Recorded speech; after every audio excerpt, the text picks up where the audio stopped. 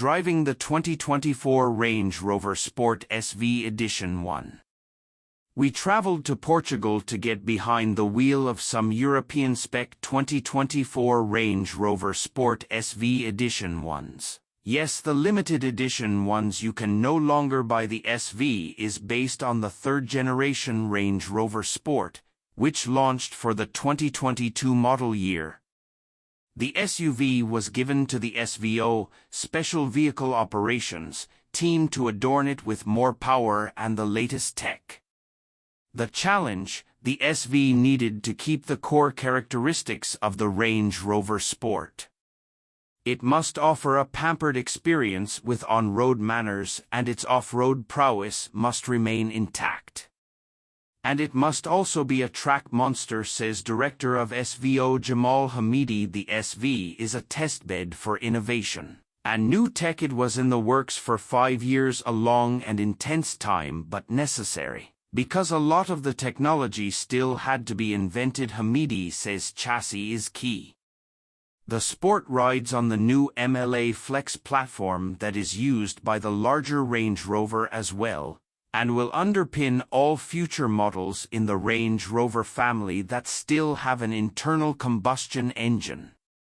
The platform provides more baked-in torsional stiffness for engineers. To work with it was a good foundation for the SVO team. A good track car starts with a chassis and brakes to control a large vehicle safely at high speeds on a challenging course. The SV has carbon ceramic brakes, a first for a Range Rover. They provide great bite without being overly harsh, and the pedal feel is more like that found in a sports car than in an SUV. The calipers even look different. Their design started with a meeting with Brembo and a discussion about the increasing size of brakes and friction rings. Brembo had the idea to pull the pistons inboard. For a more efficient design, the Sport SV rides on 23-inch carbon fiber wheels. Hamidi says this is the 4th carbon wheel program he has done. He could not sign off until they could perform on the track as well as off-road. The vehicles launch with all-season tires standard, and the rear tires are wider than those up front for enhanced grip by year's end. There will be optional Michelin Pilot Sport S5 summer tires available from the factory. The difference: the prior generation vehicle needed a new set of tires after 2 laps of the Nürburgring. The new car can last 8 laps. A testament to the tires and how the car better manages the contact patches. The 6D dynamic suspension system keeps the vehicle very planted. There is surprisingly little body roll or head toss even on the challenging 3-mile Portimao F1 track in Portugal. It is a fully hydraulic semi-active system with hydraulically interlinked dampers, pitch control and height-adjustable air springs. The pitch and roll control keeps the vehicle near level at all times. Hamidi remembers the first time he experienced going from full firm suspension to full soft width and was amazed by the bandwidth. The SUV is tuned 15% stiffer than non-SV versions. But after 2 days of driving through the Portuguese countryside on roads in desperate need of repair, the ride was not harsh, and the SV showed itself to be a comfortable daily driver. Engineers also gave the SV a new and lowered rear subframe,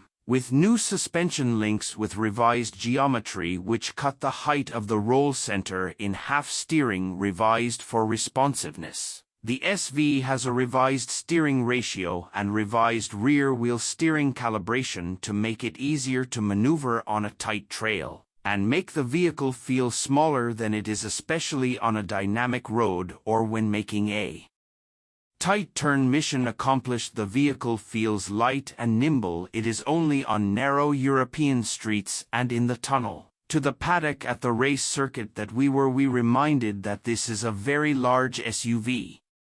On the track, the SV is indeed a monster. Before setting out, engaging SV mode reduces the ride height by 15 mm and adjusts everything from throttle to brake response, and steps up the exhaust note. The SUV performs like a sports car with power straining to be released after braking.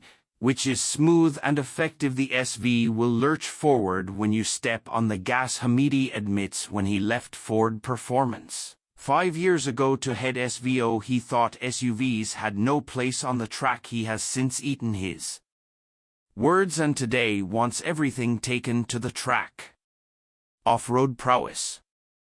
We spent an hour off-road through some mud and dirt that recent rainy days enhanced. The vehicle can wade in 35 inches of water, but we had to skip one pond because the rains brought a fresh batch of frogs.